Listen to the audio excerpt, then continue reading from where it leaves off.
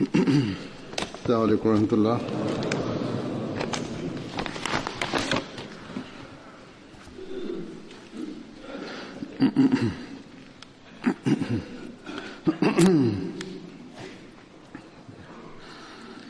أشهد أن لا إله إلا الله وحده لا شريك له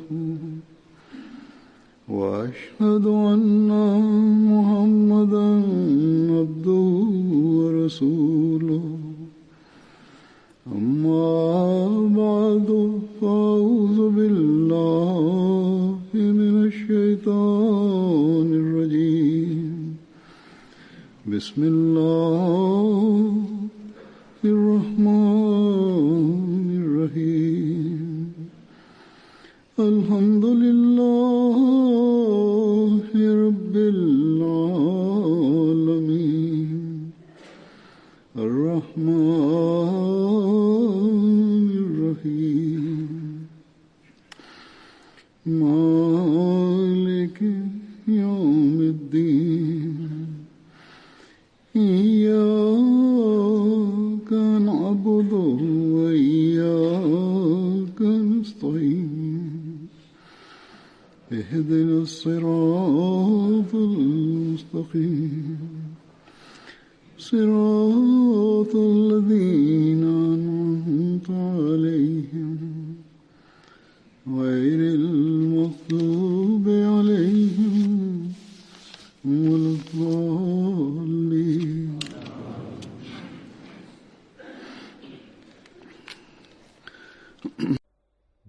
Ein Gefährte des heiligen Propheten Muhammad sallallahu alaihi wasallam hieß Hazrat Khalad bin Rafi Zawqi. Er war ein Ansari-Gefährte und er gehörte zu den glückseligen Menschen, die bei der Schlacht von Badr und Uhud teilgenommen hatten. Er hatte auch viele Kinder durch die Gnade Allahs.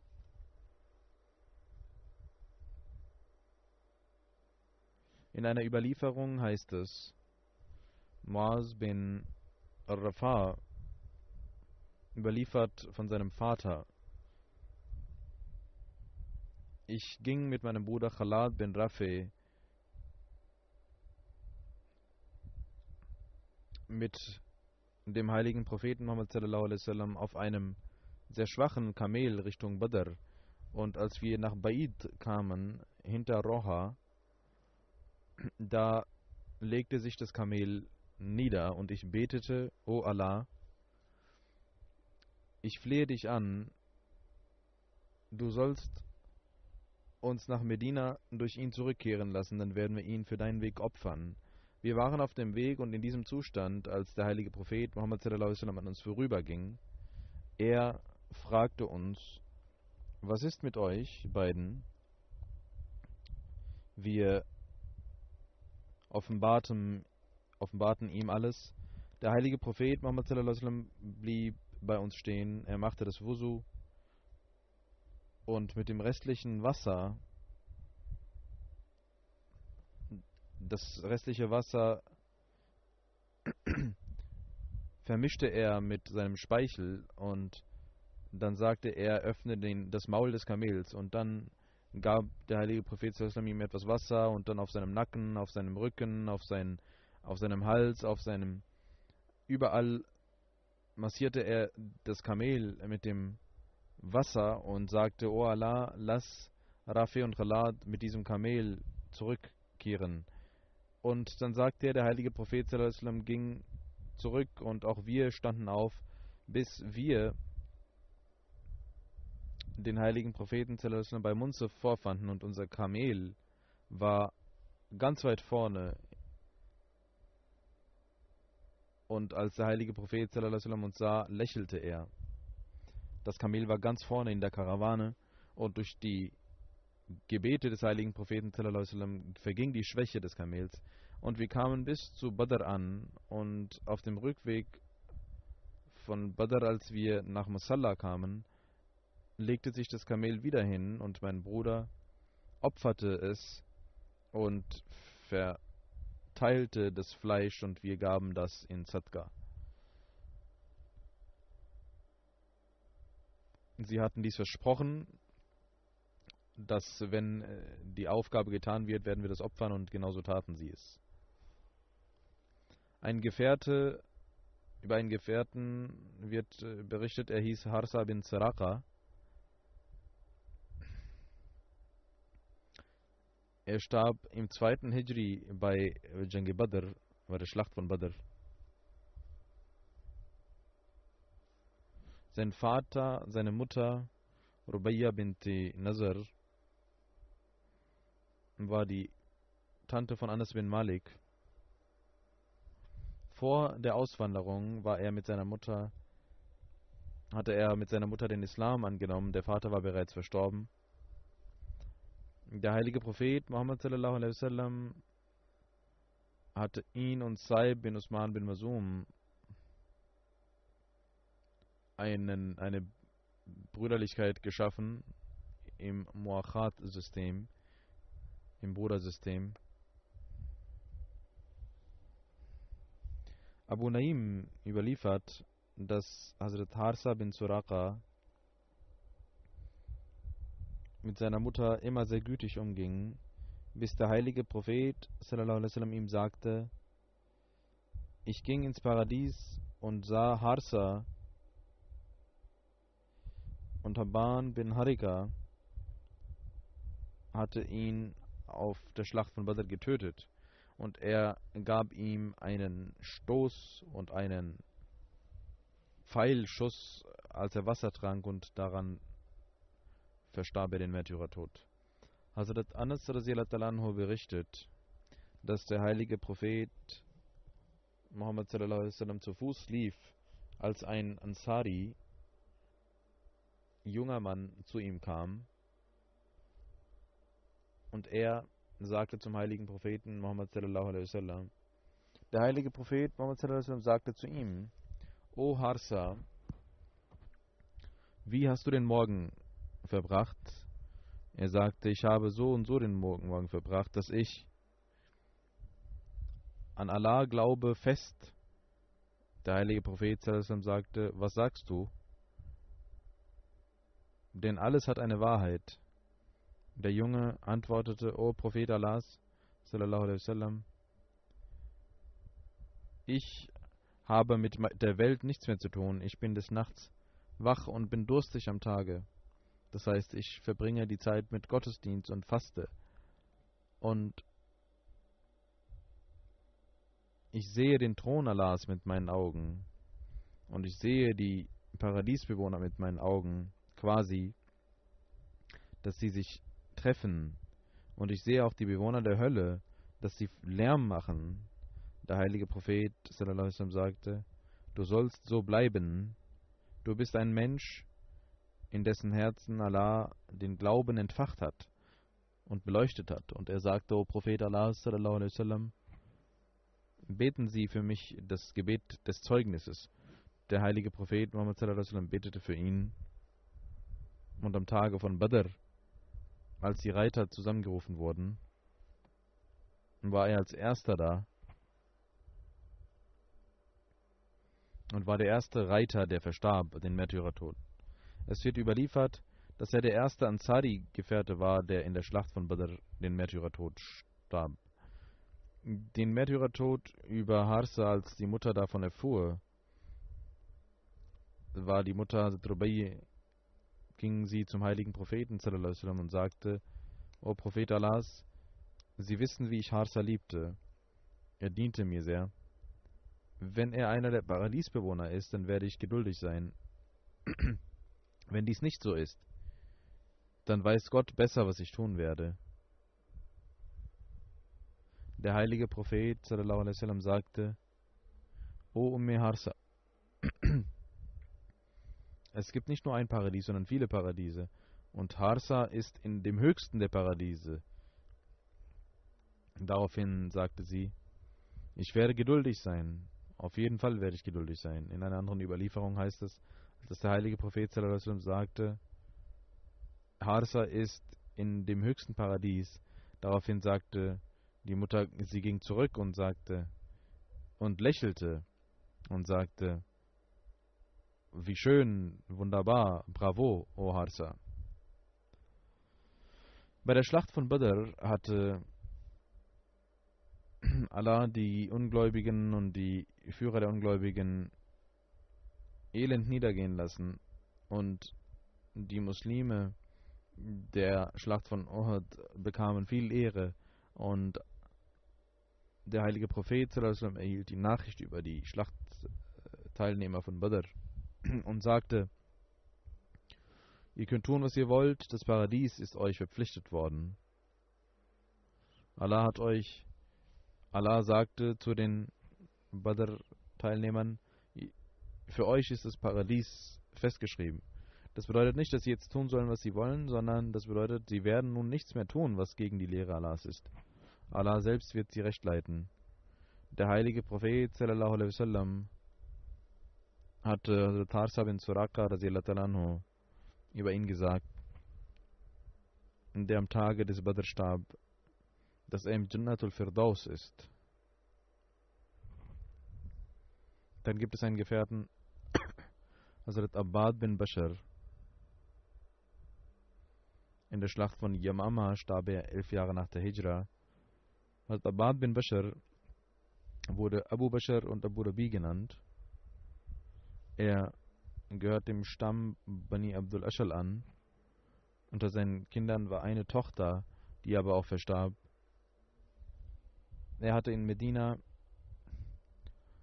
auf der Hand von Musa bin Umair, Hazrat Sa'd bin Maaz und Usaid bin Uzair, vor denen hat er den Islam angenommen. Und während der Bruderschaft von Medina hatte der heilige Prophet sallallahu alaihi wasallam ihn mit Hazrat Abu Huzaifa bin Utba verbrüdert. Hazrat Abbad bin Bashar war während der Schlacht von Badr, Uhud, Khandak und bei allen anderen Schlachten Ghazwat dabei, bei denen der heilige Prophet zum teilnahm. Er war mit den heiligen Propheten dabei. Er gehörte zu den Gefährten, die der heilige Prophet Muhammad sallallahu alaihi wasallam beauftragt hatte, Ka'b bin Ashraf zu töten. Ka'b bin Ashrafs Tod wird so überliefert, dass Mirza Bashir Ahmad Sahib hat durch die verschiedenen historischen Recherchen in Sirat Khatam al-Nabiyyin geschrieben. Während der Schlacht von Badr wurden die Medinenser verfeindet, aber die Juden von Medina hatten sich verfeindet und die Juden von Medina dachten, dass die Ungläubigen die Muslime töten werden, aber die Schlacht ging für die Muslime aus. Die Muslime errungen den Sieg. Und es wurde auch deutlich, dass die Juden den Muslimen feindlich gesinnt waren. Und Mirza Bashir Ahmad Sahib schreibt, es ist bedauernswert, dass die Banu Qainqa auch nicht die anderen Juden reformieren konnten und sie gingen in ihrem Übel voran. Und Ka'b bin Ashrafs Tod ist ein Teil davon. Ka'b gehörte dem Judentum an, aber hatte keine jüdische Vorfahren, sondern arabische. Sein Vater war Ashraf, er war ein sehr starker Mann, der in Medina mit den Banu Nazir Kontakte knüpfte und zu ihrem Hüter wurde. Und er hatte so viel Macht, dass der Stamm Banu Nazir und der Stammesführer seine Tochter ihm gab.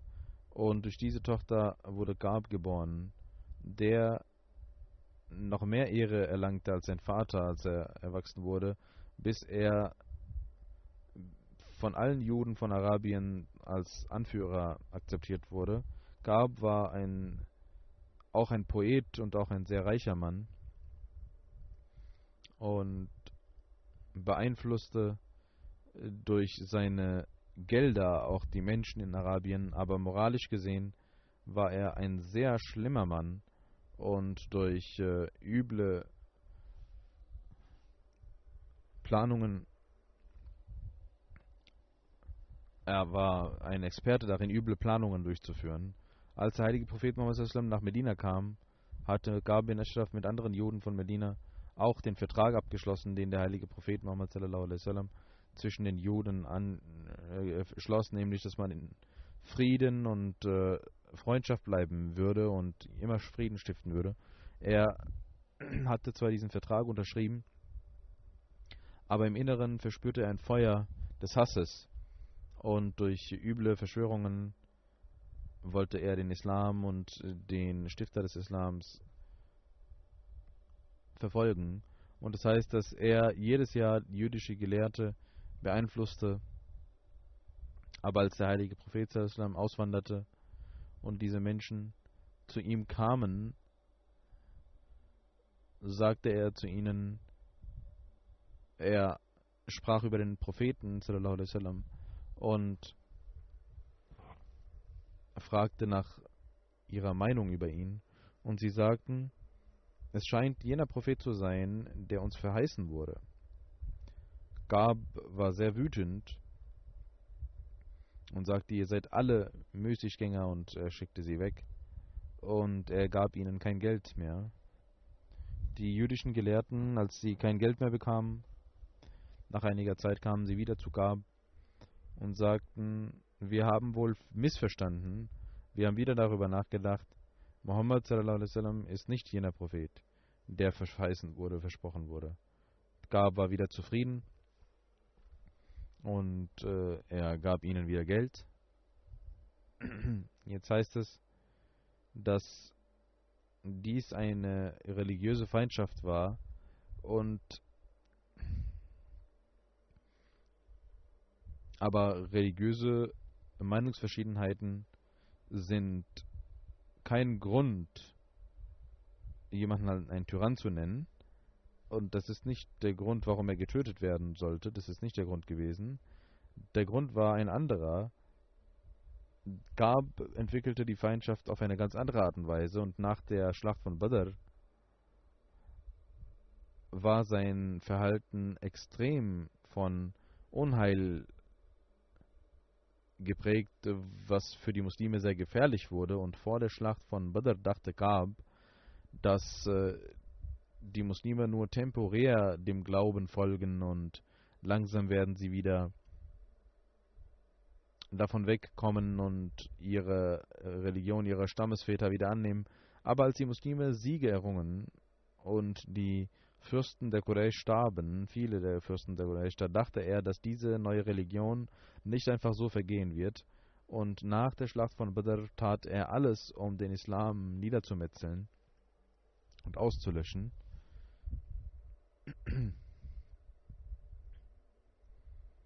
Sein Neid und sein Hass wurde deutlich, als man erfuhr, dass in Badr die Muslime gewonnen haben. Und als man in Medina davon erfuhr, sagte er, Gab, dass dies eine falsche Nachricht ist. Es kann nicht sein,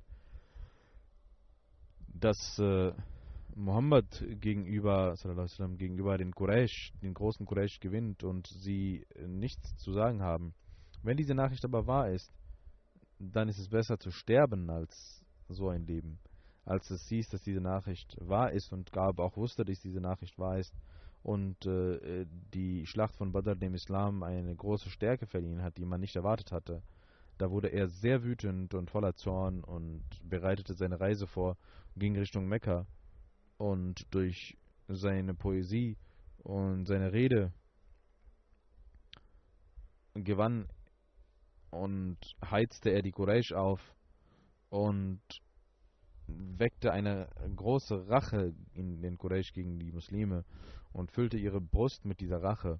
Und als sie einen Höhepunkt an Rache und an innerer Kraft erlangten durch dieses Rachegefühl, dann nahm er sie in dem Hof der Kaaba mit und gab ihnen die Tücher der Kaaba und nahm ihnen das Versprechen an und sagte, solange der Islam und der Stifter des Islam nicht von der Welt verschwunden ist, werden wir nicht ruhen.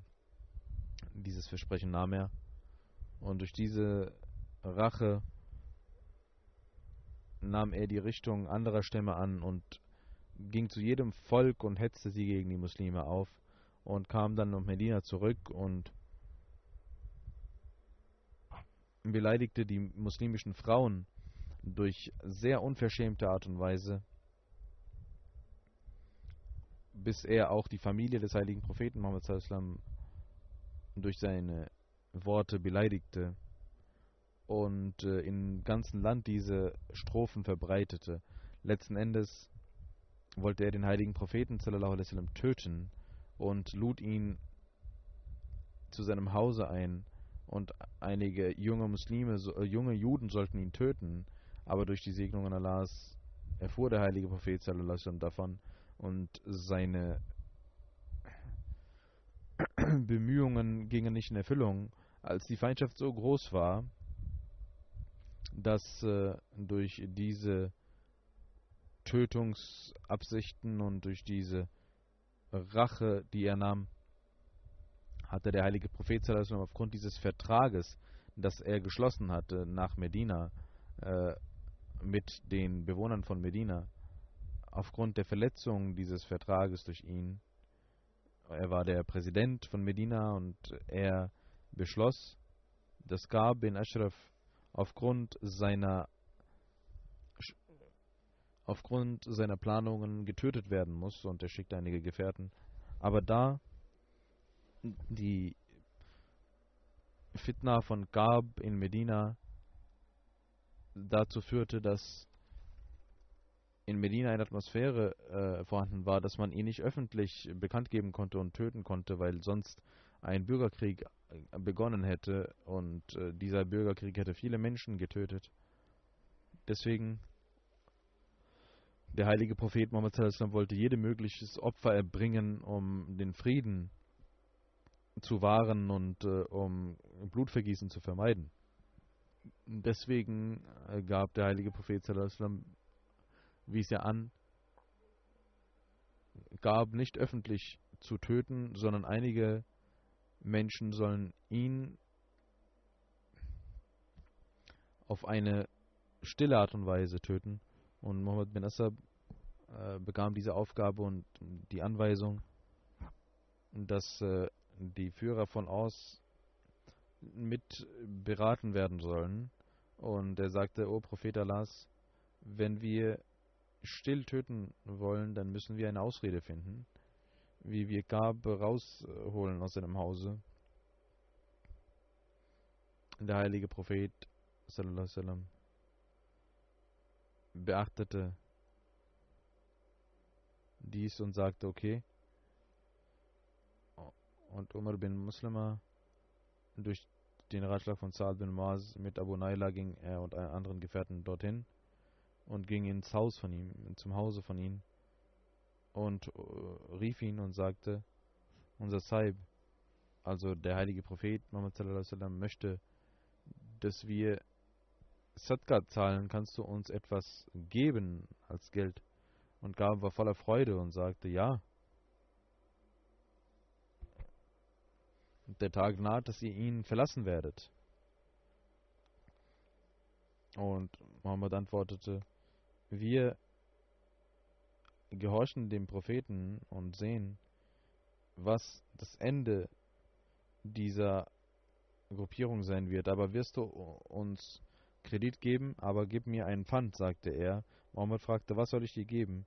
Und er antwortete: gebt mir eure Frauen. Und er unterdrückte seinen Zorn und sagte: wie können wir das machen? Wie können wir unsere Frauen bei dir lassen? Dann sagte er: dann die Söhne. Muhammad sagte: das geht auch nicht. Wie sollen wir unsere Söhne bei dir lassen? Wir können doch nicht uns so verfluchen, aber wenn du uns erlaubst, dann würden wir unsere Waffen bei dir lassen. Ka'b war einverstanden, und Muhammad bin Muslima und seine Freunde sagten, sie werden abends kommen. Als sie abends kamen, gingen sie mit Waffen dorthin und gingen zum Haus von Ka'b und riefen ihn, und er kam raus und redete mit ihnen. Und nach einiger Zeit, als sie liefen, überwältigten sie ihn und töteten ihn mit den Schwertern. Ka'b wurde getötet und Muhammad bin Muslima und seine Freunde gingen hinaus zum heiligen Propheten sallallahu alaihi wasallam und informierten ihn über diesen Tod. Und als man von dem Tod von Gab erfuhr, gab es sehr viel Aufruhr in der Stadt und die Juden waren voller Emotionen. Und am zweiten Tag ging eine Delegation der Juden zum heiligen Propheten sallallahu alaihi wasallam und sagte, unser Führer Gab bin Ashraf wurde getötet. Der heilige Prophet sallallahu alaihi wasallam hörte ihnen zu und sagte, wisst ihr, was Gab alles für Sünden und Verbrechen begangen hat? Und er erzählte, was Gab alles an Verfluchungen und an Mordplänen und an Planungen gemacht hat, und diese Menschen wurden ruhig und blieben still. Und der heilige Prophet sallallahu alaihi wasallam sagte, ihr solltet zumindest in Zukunft in Frieden bleiben und Fitna und Unruhestiftung ablassen. Es wurde ein neuer Vertrag geschrieben und die Juden unterschrieben diesen Vertrag, dass sie mit den Muslimen in Frieden leben werden, und versprachen dies. Der heilige Prophet sallallahu alaihi wasallam hörte ihnen zu und sagte nicht, dass Muslime ihn nicht getötet haben, sondern er erzählte, welche Verbrechen er begangen hatte und dass dies die natürliche Folge davon war, dass er natürlich getötet werden musste. Und auch die Juden mussten akzeptieren, dass er recht hatte. Deswegen gab es einen neuen Vertrag, damit solche Dinge nicht wiederholt werden können. Und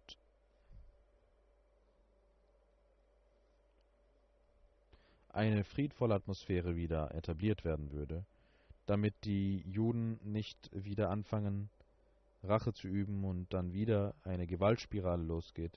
Wenn die Juden damit nicht einverstanden wären, dass dies nicht in Ordnung war, dann wären sie nicht ruhig geblieben, sondern hätten Rache geübt oder verlangt, Rache zu üben.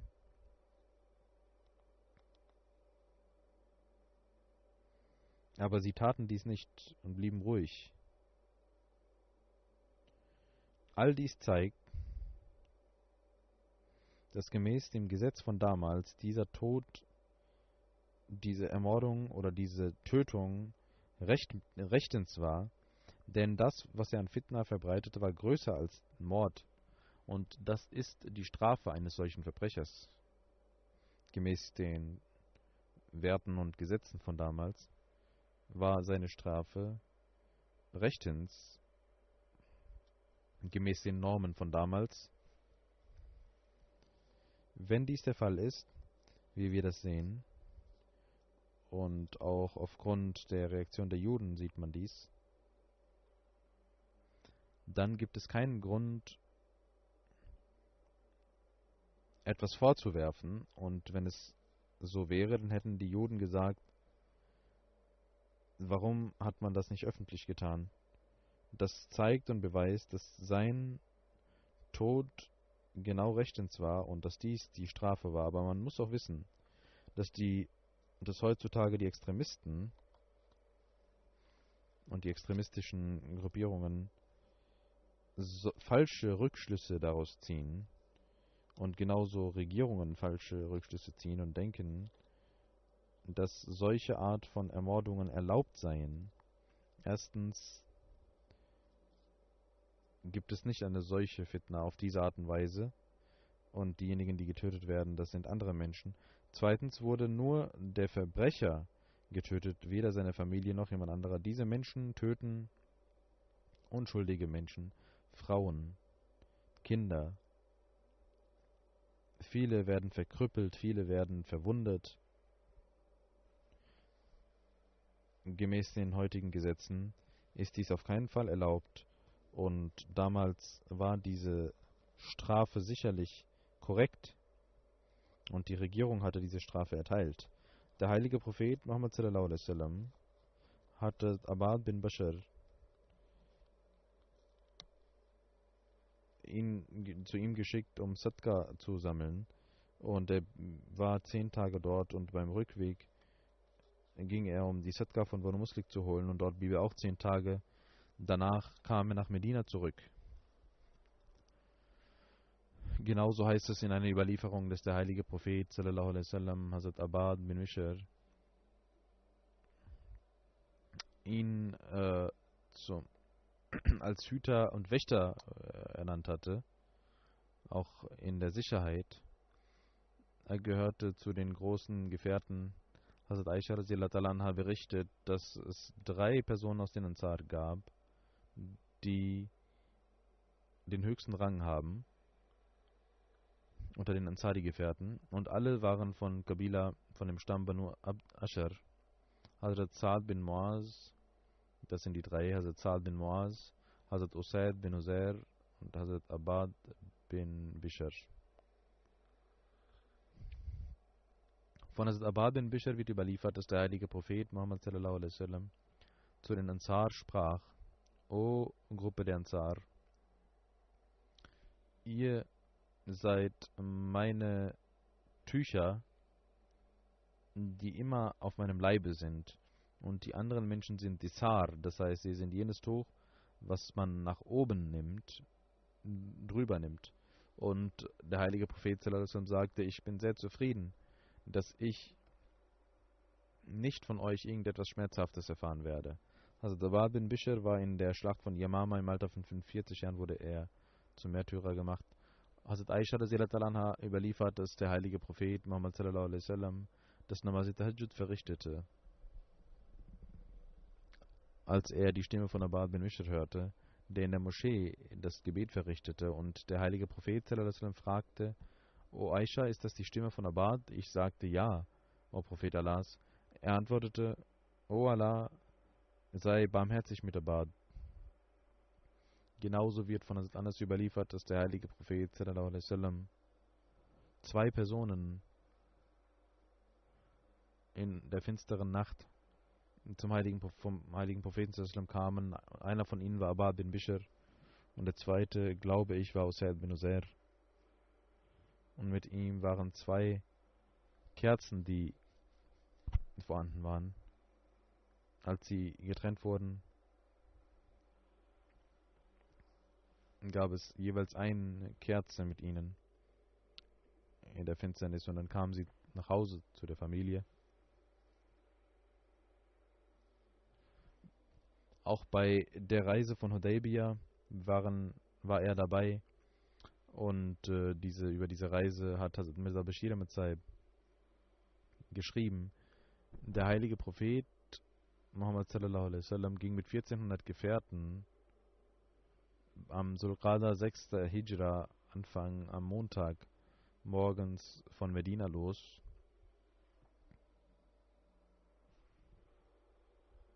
Und bei dieser Reise war seine Ehefrau Salma auch mit ihm. Und der Amir von Medina, Numela bin Abdullah, und Abdullah bin Maktoum, der blind war, wurde auch zum Repräsentanten ernannt. Als er bei Sul-Huzaifa ankam, das ungefähr 6 Meilen von Medina entfernt ist, in Richtung Mekka, da hatte der heilige Prophet Muhammad sallallahu alaihi wasallam gesagt, dass man still bleiben soll, hier stehen bleiben soll. Und nach der Verrichtung des Zuhr-Gebets sagte er, dass 70 Kamele markiert werden sollten für das Opfern. Und er sagte zu den Gefährten, sie sollen das Ihram, also das Gewand derjenigen, die Hajj, die Pilgerfahrt beziehen, übernehmen. Und auch er selbst tat dies. Und um zu wissen, was die Quraysh taten, wurde ein Botschafter geschickt, Musaf bin Sufyan, der von Khazar-Stamm war, in der Nähe von Mekka, wurde geschickt, und man ging langsam in Richtung Mekka. Und um noch weiter vorsichtig zu sein, ging Abad bin Bishr und eine Truppe von 20 Menschen vor, und nach einigen Tagen kam er nach Usfan, ungefähr in der Nähe von Mekka, und der Botschafter kam zurück und sagte, dass die Quraysh von Mekka sehr aufgebracht sind und sie nicht hineingehen lassen werden. Und einige haben aufgrund ihres Zorns Fell von Tigern aufgetragen und wollen die Muslime auf jeden Fall hindern, reinzukommen. Und man erfuhr auch, dass die Quraysh einige Reiter unter Khalid bin Walid, der noch kein Muslim war, geschickt haben. Und dieser Trupp war in der Nähe der Muslime. Und Ikrama bin Abu Jahl ist auch dort anwesend. Diese Nachrichten wurden dem heiligen Propheten sallallahu alaihi wasallam gebracht. Der heilige Prophet sallallahu alaihi wasallam hörte dies und sagte zu den Gefährten, dass man diesen Weg verlassen soll und nach rechts gehen soll. Und die Muslime gingen durch einen sehr schwierigen Weg am Meer entlang, und als sie nach Hudaybiyah kamen, dann geschah dieses Ereignis von Hudaybiyah, und Michel wurde geschickt, um zu erfahren, was vorne los war. Er war ein sehr vertrauensvoller Gefährte, dem der heilige Prophet traute. Also Abad bin Bishr erzählt über das Beit Rizwan von Hudaybiyah. Er gehört zu denen, die daran teilnahmen. Und in der Schlacht von Zatur Riqa heißt es, dass der heilige Prophet eines Nachts irgendwo übernachtete und es war ein sehr heftiger Wind wehte, und der heilige Prophet hatte dort das Lager aufgeschlagen und fragte die Gefährten, wer wird heute Wache halten? Und das Abad bin Bishr und Ammar bin Yasir standen auf und sagten, wir werden Wache schieben. Und sie blieben auf einer Anhöhe sitzen. Und Ammar bin Bishr sagte zu Yasir, ich werde am Anfang der Nacht wachen und du sollst dich ausruhen, und im zweiten Teil sollst du wachen und ich werde schlafen. Dann ging Ammar bin Yasir zu schlafen, und Ammar bin Bishr fing an zu beten. Und in Najd hatte der heilige Prophet sallallahu alaihi wasallam aufgrund der Tyrannei einige festnehmen lassen, Gefangene. Ein Ehemann war von seiner Ehefrau getrennt, und er sah, dass seine Ehefrau von den Muslimen gefangen genommen war, und er sagte, ich werde nicht still bleiben, bis Muhammad sallallahu alaihi wasallam nicht Schaden zugefügt wird oder seine Gefährten nicht getötet werden. Und er ging in diese Richtung zu dem Tal, wo der heilige Prophet sallallahu alaihi wasallam ein Lager aufgeschlagen hatte, und als er Abad bin Bishrs Schatten dort sah, sagte er, das ist der Wachmann der Feinde, und er schoss mit den Pfeilen, und ein Pfeil traf den Körper und er war im Gebet beschäftigt. Er nahm das Pfeil raus und betete weiter, und er schoss wieder mit einem zweiten Pfeil. Er nahm ihn wieder raus, und als er mit dem dritten Pfeil schoss, war viel Blut vergossen. Er schloss mit dem Namaz und weckte Ammar bin Yasir. Als Ammar bin Yasir ihn verwundert sah, fragte er, warum hast du mich nicht vorher geweckt? Er sagte, ich war im Namaz beschäftigt und betete das Surah Kahf und ich wollte nicht damit abbrechen. Das waren die Gottesdienste dieser Menschen. Also Abu Sa'id Khudri überliefert, ich hörte Abad bin Bishr sagen, O Abu Sa'id, ich sah im Traum des Nachts, dass der Himmel für mich geöffnet wurde und dann wieder verschlossen wurde. Und inshallah, sagt er, werde ich den Märtyrertod sterben. Ich sagte, oh, ich schwöre bei Allah, du hast was Gutes gesehen. Hat Abu Sa'id Khudri überliefert, dass bei der Schlacht von Yamama ich sah, dass das Abad bin Bishr zu den Ansar rief, ihr sollt die Scheiden eurer Schwerter kaputt machen und nach vorne gehen. Und er nahm 4 Reiter, und vorne war Abad bin Bishr, Abu Dujana und Abrah bin Malik. Sie gingen bis zu Abul Hadika und kämpften.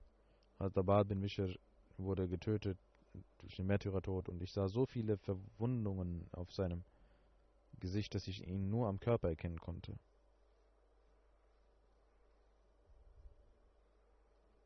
Hazrat Sabad radiyallahu anhu, Sabad bin Razia, war auch ein Ansari.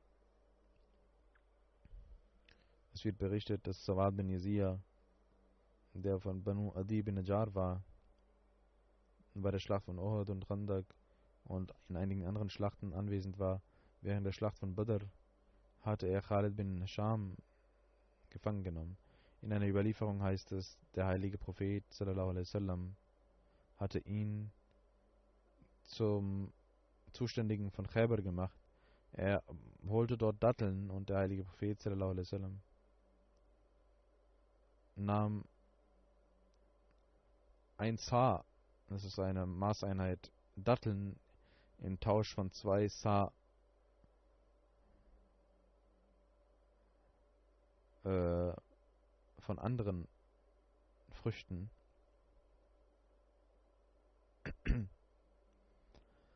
und kaufte ihm diese ab. Hazrat Mirza Bashir Ahmad Sahab erzählt über die Ereignisse von Ghazwa Badr, dass dieser Gefährte so sehr in der Liebe versunken war. Es wird berichtet, im Ramazan 2. Hijra, 17. Ramazan am Freitag, das ist der 14. März 623, man stand auf und betete und unter freiem Himmel betete man und der heilige Prophet sallallahu alaihi wasallam hielt eine Rede über Dschihad und als es hell war, nahm er einen Pfeil und machte die Reihen gerade. Ein Gefährte, Sawad, war etwas vorne und er sagte, er soll nach hinten rücken. Aber zufällig traf ihm dieser Pfeil auf die Brust und er sagte, O Prophet Allahs, Allah hatte sie mit der Gerechtigkeit geschickt. Er war nicht in der Reihe und dieses Holzstück traf ihn etwas und er sagte voller Mut, O Prophet Allah, sie wurden mit Gerechtigkeit geschickt, aber sie haben mich getroffen, ich werde mich rächen. Und die Gefährten waren sehr verwundert und auch zornig, was mit Sawad los ist. Aber der heilige Prophet sallallahu alaihi wasallam sagte, voller Liebe, okay Sawad, du kannst mich auch mit dem Pfeil schlagen. Und er nahm das Tuch vom Körper und Sawad ging nach vorne und fing an, ihn zu küssen. Der heilige Prophet sallallahu alaihi wasallam lächelte und sagte, Sawad, was hast du da gemacht? Er sagte voller weinender Stimme, O Prophet Allahs, der Feind ist vorne, keine Ahnung, ob ich hier überleben werde. Ich wollte vor meinem Märtyrertum ihren Körper spüren. Der heilige Prophet sallallahu alaihi wasallam betete für ihn. Diese Gefährten waren mit dem heiligen Propheten sallallahu alaihi wasallam so sehr in Liebe versunken, dass es sehr eigenartig ist. Und es gibt das ist ein anderes Ereignis als von einem anderen Gefährten, der ein ähnliches Ereignis hatte. Und die Gefährten waren immer damit beschäftigt, auf irgendeine Art und Weise dem heiligen Propheten Muhammad sallallahu alaihi wasallam, ihre Liebe mit dem heiligen Propheten sallallahu alaihi wasallam auszudrücken. Und nicht nur auszudrücken, sondern die Nähe des heiligen Propheten sallallahu alaihi wasallam und die Segnungen zu erlangen. Möge Allah diese leuchtenden Sterne ihre Ränge erhöhen und uns die Kraft geben, die Liebe zum heiligen Propheten sallallahu alaihi wasallam zu verstehen.